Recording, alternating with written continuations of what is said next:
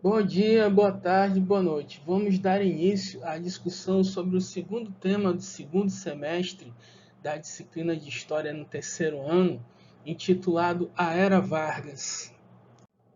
Trata-se do período histórico que vem logo em seguida ao que estudamos na aula anterior, chamado de a República Oligárquica.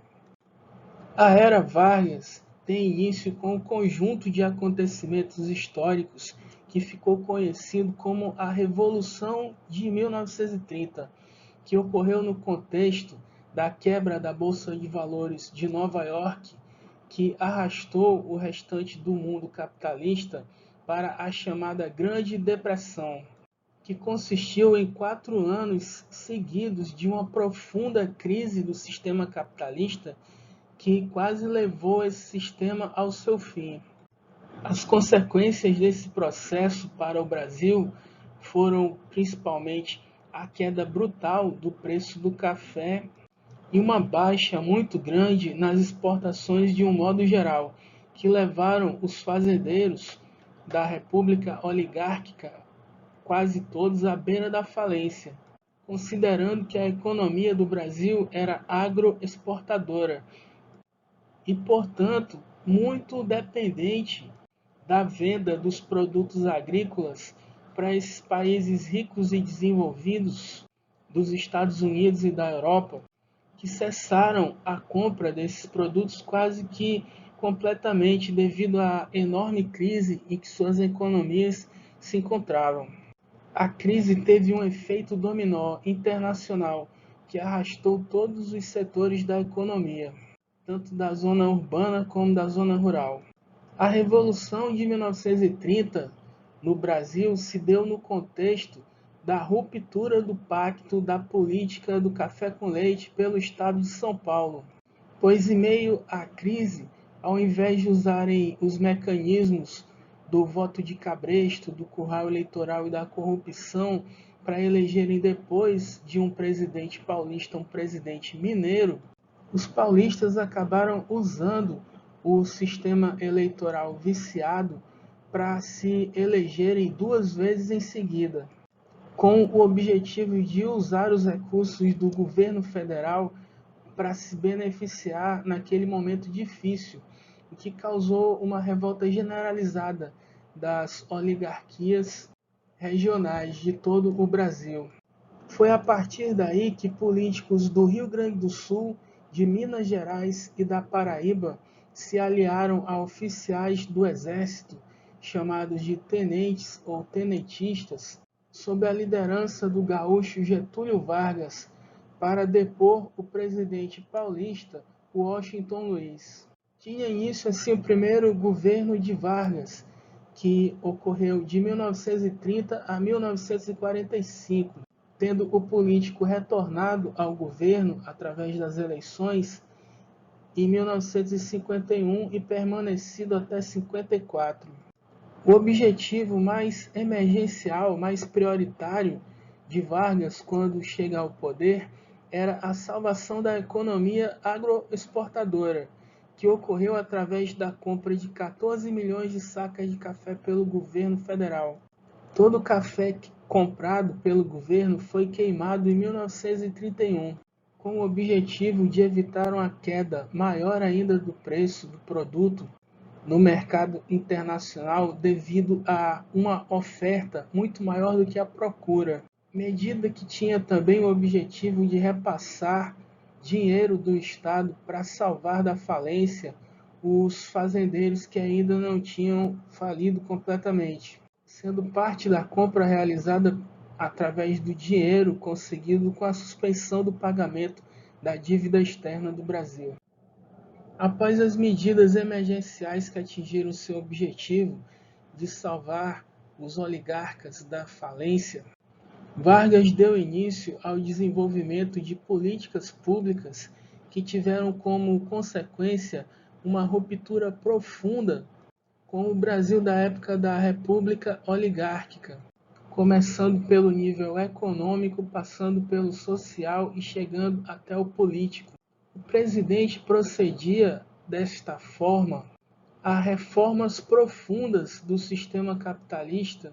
acompanhando uma tendência internacional que cedia a reivindicações antigas dos sindicatos e da esquerda, dos movimentos socialistas de forma geral, contrariando fortemente os princípios da economia liberal criados na Inglaterra por volta da Revolução Industrial que deu origem ao próprio sistema capitalista.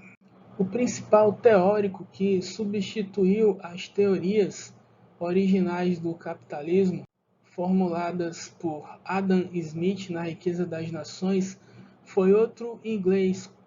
chamado John Maynard Keynes, que pode ser visto na foto ao lado. Contrariando os princípios mais fundamentais da teoria liberal, Keynes propunha que o Estado deveria intervir na economia procedendo a uma distribuição de renda, criando e fortalecendo, assim, o mercado interno dos países em crise, com o aumento do poder de consumo da classe trabalhadora,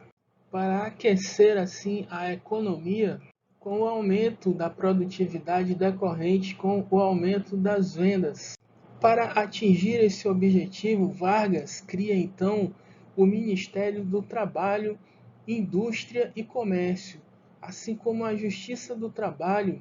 que tinha por objetivo fiscalizar o cumprimento e, consequentemente, obrigar os patrões a cumprirem as novas leis trabalhistas que ele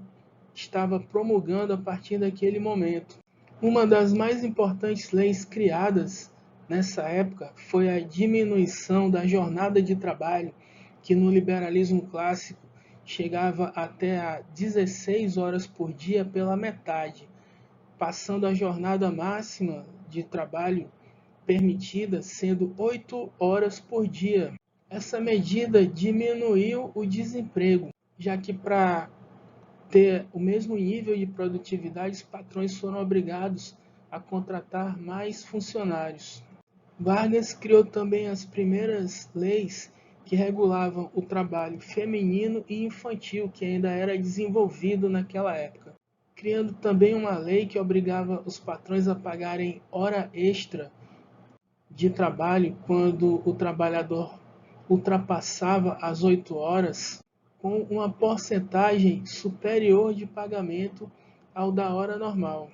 além de conceder também pela primeira vez os direitos de férias, de aposentadoria para os idosos que antes eram simplesmente demitidos, assim como direito também a pensões para os trabalhadores que morriam, para que suas esposas e seus filhos não ficassem desamparados,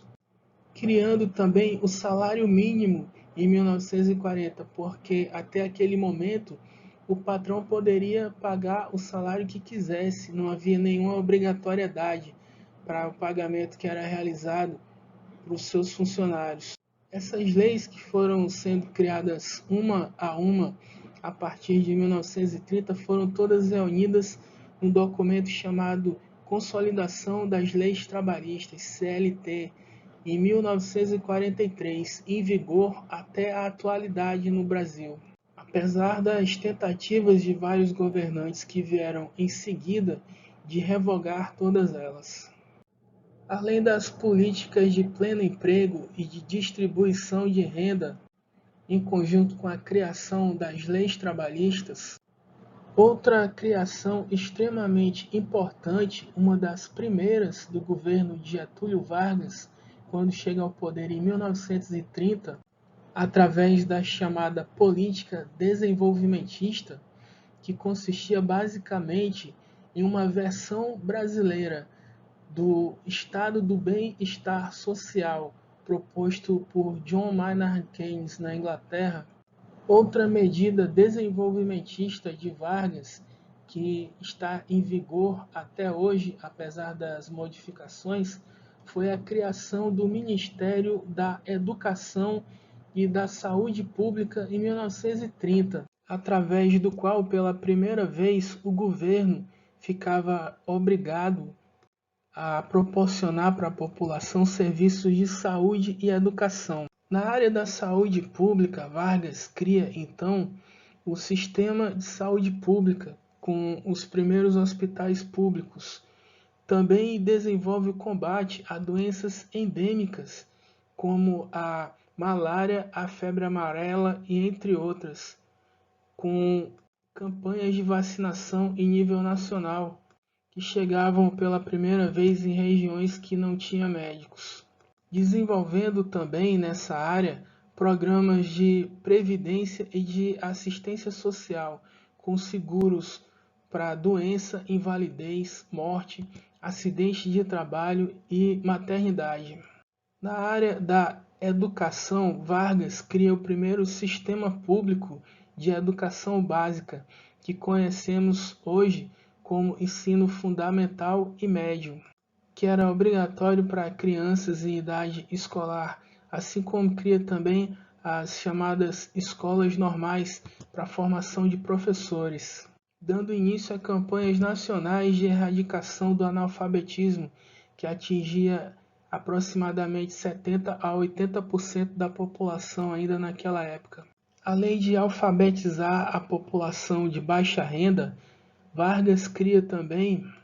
o ensino profissionalizante através da criação do SENAI, que era o Sistema Nacional de Aprendizagem Industrial, e o SENAC, que é o Sistema Nacional de Aprendizagem Comercial, existentes também ainda hoje. Pois como o objetivo do governo era desenvolver a indústria moderna no Brasil, era necessário capacitar a classe trabalhadora para que exercesse a função de operários.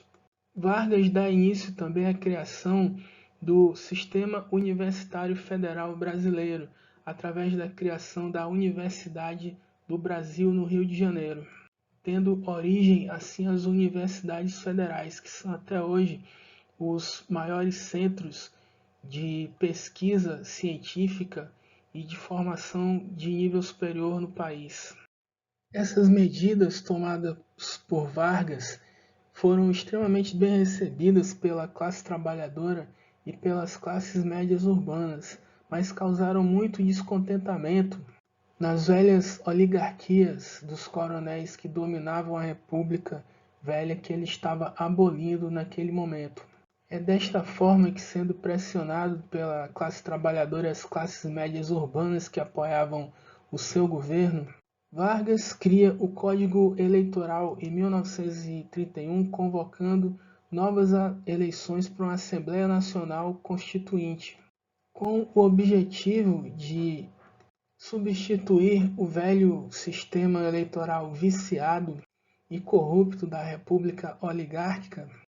Vargas institui o voto secreto para impedir os jagunços que acompanhavam anteriormente as votações de saber em quem cada eleitor havia votado, assim como cria também a Justiça Eleitoral, que substituía a Comissão de Verificação do Congresso Nacional, onde os deputados que haviam sido eleitos através do voto de cabresto eram responsáveis por fiscalizar as eleições para que não houvesse o voto de cabresto que os elegeu. A Justiça Eleitoral era autônoma, composta por juízes que tinham o poder de mandar prender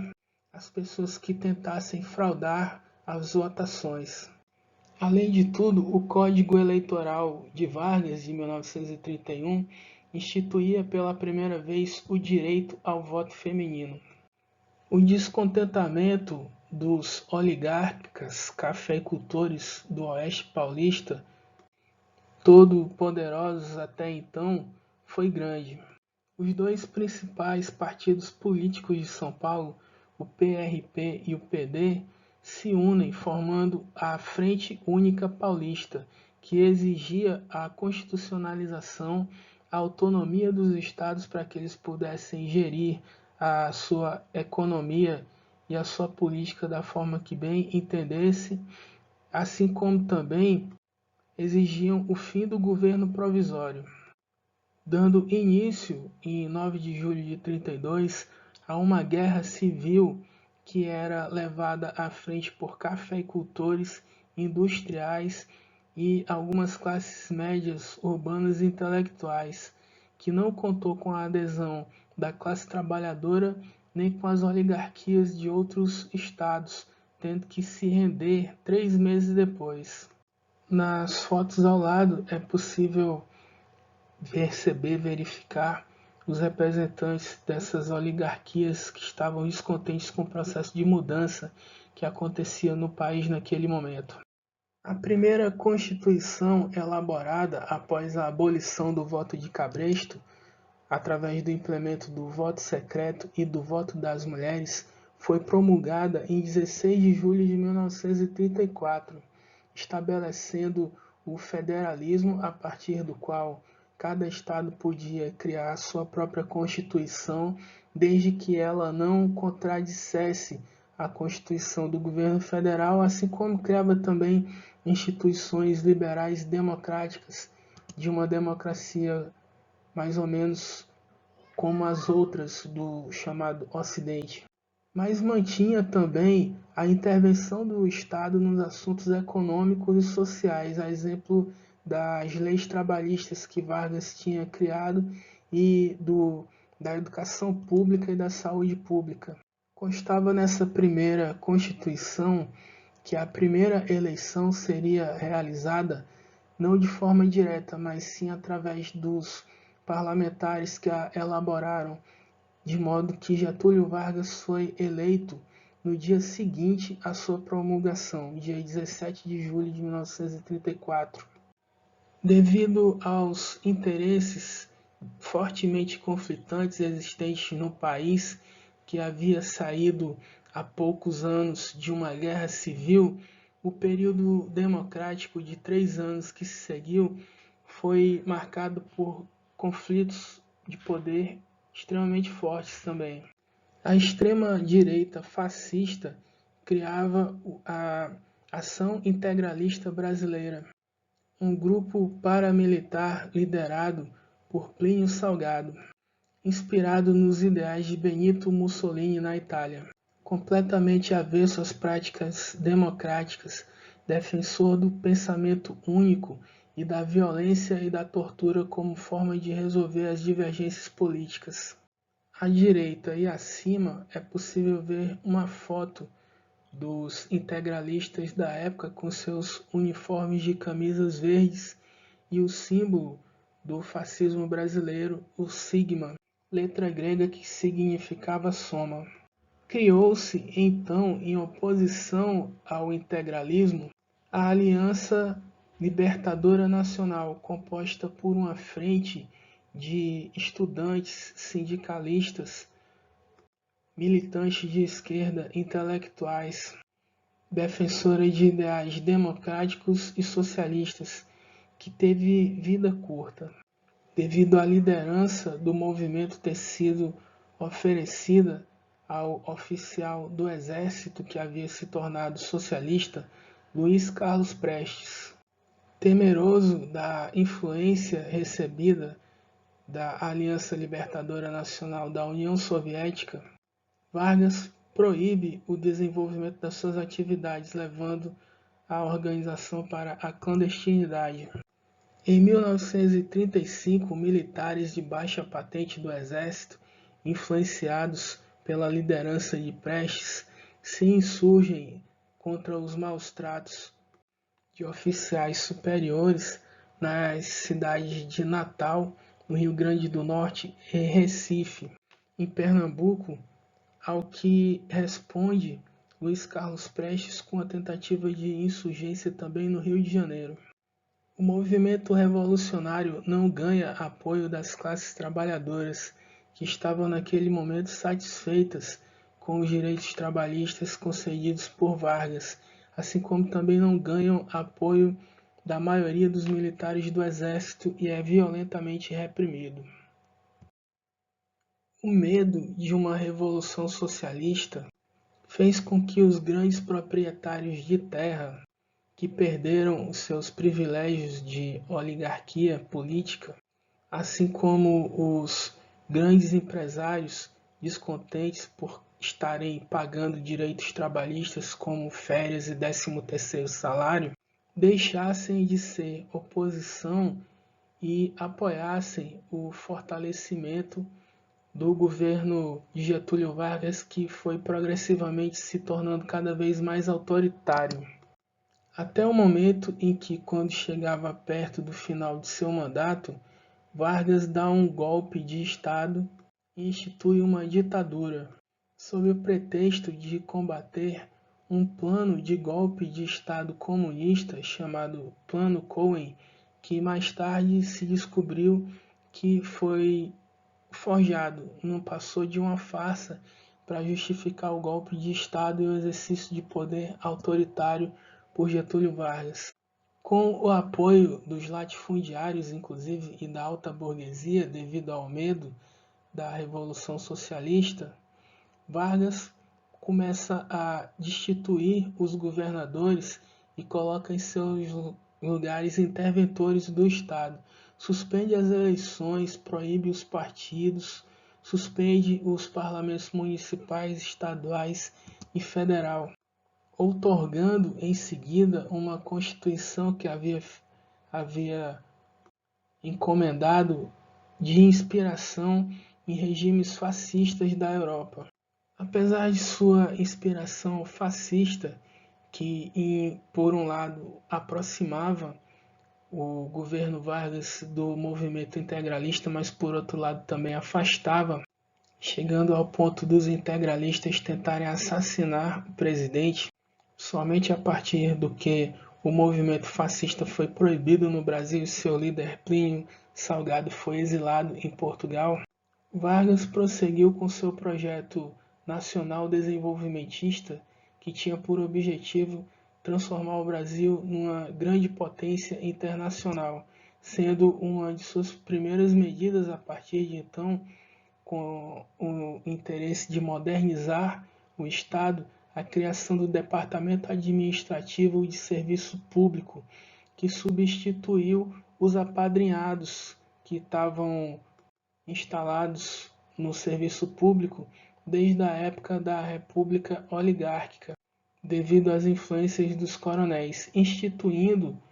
a partir de então, uma prática que se mantém até a atualidade de concursos públicos para funcionários bem qualificados, de um quadro permanente e estável, sendo o critério para a admissão a partir de então no serviço público a competência, o nível de qualificação. Os aspectos ideológicos dos concursados eram completamente desconsiderados. Para garantir o desenvolvimento da indústria e a diversificação da economia, que até aquele momento dependia em grande medida da produção agrícola para exportação, Vargas desenvolve e incentiva o processo de industrialização por substituição de importações, estabelecendo um forte protecionismo que incentivava a produção brasileira e dificultava as importações de outros países, através do implemento de taxas alfandegárias que incidiam sobre os produtos importados, tornando seu preço muito elevado, linhas de financiamento, de crédito para os produtores nacionais e planejamento da economia. A produção assim aumentava, seguindo assim a teoria do John Maynard Keynes, economista inglês, de investimento estatal na produção, empréstimos externos que eram liberados para os produtores e adquiridos pelo Estado, assim também como a distribuição de renda, que aumentava o poder aquisitivo da classe trabalhadora e, consequentemente, promovia o crescimento econômico. Esses créditos vindos do governo, mas o medo que os empresários passaram a ter da Revolução Socialista,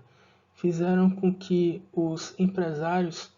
que estavam antes descontentes com Vargas devido aos direitos sociais passassem a apoiá-lo por um grande período de tempo. Mas para que a produção industrial brasileira, que substituísse os itens antes importados de outras nações de economia industrial mais desenvolvida do que o Brasil, pudesse se concretizar a ponto desse país se tornar uma potência de nível internacional, era necessário antes que o Brasil desenvolvesse alguns ramos estratégicos da produção industrial chamada de indústria de base, que se constituía enquanto uma infraestrutura indispensável, sem a qual as economias modernas não se desenvolviam. Novamente, ao contrário dos conceitos da teoria econômica liberal, a industrialização do Brasil se deu através do planejamento econômico realizado pelo Estado e da criação de empresas estatais que produzissem matéria-prima através da extração de petróleo e de minérios do subsolo, assim como produzissem energia elétrica suficiente. Tem-se assim, então, a criação da Companhia Mineradora Vale do Rio Doce e em seguida da Companhia Siderúrgica Nacional, de modo que a CSN transformava em ferro o minério extraído pela Vale, sendo toda a produção industrial sustentada pelas usinas da Eletrobras, enquanto a Petrobras se encarregaria da produção de combustíveis para a frota de veículos, e a Telebrás criava uma rede de comunicação que interligava todo o país. Vargas estabelecia assim, através das empresas estatais, a soberania nacional sobre os recursos naturais do país, criando assim a infraestrutura necessária para que a iniciativa privada nacional e estrangeira pudesse produzir bens de consumo, que requeria menos investimento de capital e tinha um retorno mais imediato. Parte da conquista desse patrimônio nacional se deu através das negociações estabelecidas entre o Brasil e os Estados Unidos e a Alemanha. Vargas, que tinha tratados comerciais com esses países que estavam de lados opostos na guerra, negociou o rompimento de relações com a Alemanha nazista e o apoio aos Estados Unidos em troca do apoio norte-americano para a construção da Companhia Siderúrgica Nacional, entre outras, assim como o rearmamento do Exército. O Brasil, então, envia 25.000 soldados da Força Expedicionária Brasileira para combater as tropas fascistas e nazistas de Mussolini e Hitler na Alemanha e na Itália, ao mesmo tempo em que promove o segundo ciclo da borracha, com a imigração de nordestinos para extrair essa matéria-prima na Amazônia, e os soldados da borracha abasteceram, assim, a indústria dos aliados dessa matéria-prima, enquanto os seringais de cultivo da Malásia estavam sob o controle dos japoneses aliados da Alemanha nazista. Os ideais nacionalistas de Vargas não se restringiam à economia e eram também muito fortes na área da cultura, sendo convidados para desenvolver projetos que incentivassem a identidade nacional grandes artistas e intelectuais da época, como o arquiteto Oscar Niemeyer, o compositor de música clássica Heitor Villa-Lobos, o grande pintor Cândido Portinari, o escritor Mário de Andrade e os poetas Manuel Bandeira e Carlos Drummond de Andrade. Dentro dessa perspectiva, Vargas criou também o SFAM, Serviço do Patrimônio Histórico e Artístico Nacional, que deu origem ao atual IPHAN, assim como o Museu Nacional de Belas Artes, o Museu Imperial e o Museu da Inconfidência, entre outros, no esforço de preservar para a posteridade o patrimônio histórico e cultural nacional. mas ao mesmo tempo também criou o departamento de imprensa e propaganda, inspirado principalmente na propaganda fascista de Mussolini e Hitler, responsável por difundir os ideais do governo através de livros, de jornais, de peças de teatro, cinema, do rádio, ao mesmo tempo em que também criou programas de incentivo e desenvolvimento a essas atividades artísticas, desde o teatro, cinema, rádio, livros, jornais, atividades de lazer também. A Era Vargas chega ao fim em seu segundo governo, quando o presidente perdia o apoio em grande medida da classe trabalhadora e da classe média, devido, entre outras coisas, ao autoritarismo da ditadura que havia estabelecido em seu governo anterior, sofrendo também forte pressão das velhas oligarquias, assim como também dos empresários do capital nacional e estrangeiro. Uma situação que acabou lhe levando ao suicídio em 1954, com seu governo sob forte ameaça de um golpe de Estado. O projeto nacional desenvolvimentista, que tinha por objetivo tornar o Brasil uma grande potência internacional, contrariava poderosos interesses internos e externos ao Brasil. Finalizamos assim a discussão sobre a Era Vargas. Todo o material em forma de capítulo do livro didático, em slides, em PDF, assim como essa aula será disponibilizada aos alunos junto com as atividades, tanto na sala do Google Classroom quanto no grupo do WhatsApp. Grande abraço a todos.